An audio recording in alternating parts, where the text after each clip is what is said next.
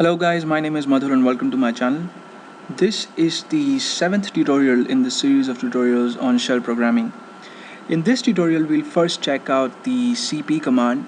Cp is used to copy files from one location to the other. And what I mean by that is, let me first create a file. I'll use touch to create a file called old. Let's call this old. And if I press enter, then my file is created and I can show it to you guys in the home folder right here. Now if suppose I want to copy this file old from the home folder to the music folder, which is currently, okay, this has this file random, I'll delete it so that we don't cause any confusion, but the music folder, as you can see now, is empty. And what I wish to do is I wish to copy this file from this location to the home folder, sorry, the music folder. Now the command to do that is I'll type in cp first and then type in the name of my file, which is old, and then I'll type in the address.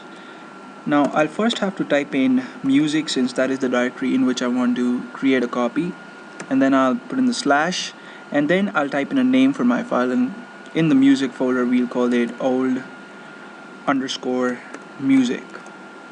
And if I now press enter, then a copy would have been created, and we can see inside the music folder that I have my file old underscore music.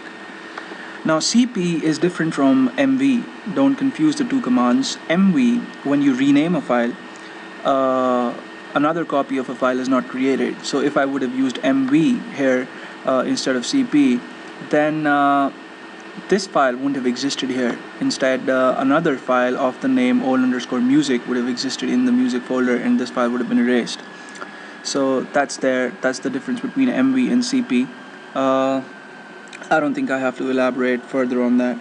Now the next thing that we're going to check out is the concept of links. Now what are links? Links can be of two kinds. The first is the soft kind and the second is the hard kind. Well, literally. And what I mean is, if you execute, firstly, to create a link, the command that you use is ln. So if I type in ln and provide a file name, let's say I want to create a link for my file old, and if I type in new here and press enter, then I can see in my home folder I have one file old and another file new. Now both these files are currently blank. I can show it to you guys. See, old doesn't have any text and new doesn't have any text either, right? But if suppose I type in some text in old, like anything, some random stuff, hey, what's up, and if I save it, then the same thing will also be present in my new file, since it is a hard link to my old file. You see, earlier new didn't have any text, it was just a link for old, but now when I have put in text in old and saved the file, I also have the same text in new. So new here is acting as a replica to my old file. Whatever changes I make to old will be reflected in new. Another kind of link that we can have is soft link. Now in order to create a soft link, you'll have to use ln, but this time with -s option, and I'll have to, as I did earlier, provide the name of my file. If suppose I want to create a soft link for old, I can call this one old underscore soft, and if I press enter, I can see that in my home folder I have this file old underscore soft, and it's a soft link, and you can see that the icon is slightly different from the icon of new, which is a hard link. Now if I delete the old file, right, then the two links remain, new as well as old underscore soft. Now new will remain intact, nothing would happen to it, it won't be damaged because it was hard link and it's basically a replica for my file.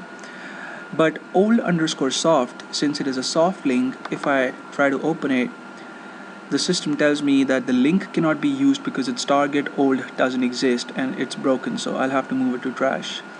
So there you go, that's the difference between soft and hard link. A hard link is nothing but a copy of a file, or if you've created a link to a directory, then a hard link is a copy of a directory. and it will occupy the same space as the root directory or root file, whereas a soft link is nothing but a pointer or a reference that the system uses to point to the address of the original file or directory.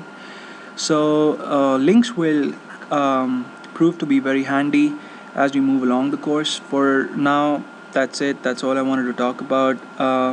And I'll see you guys in the next tutorial.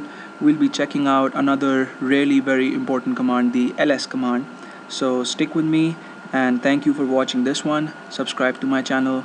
That's it.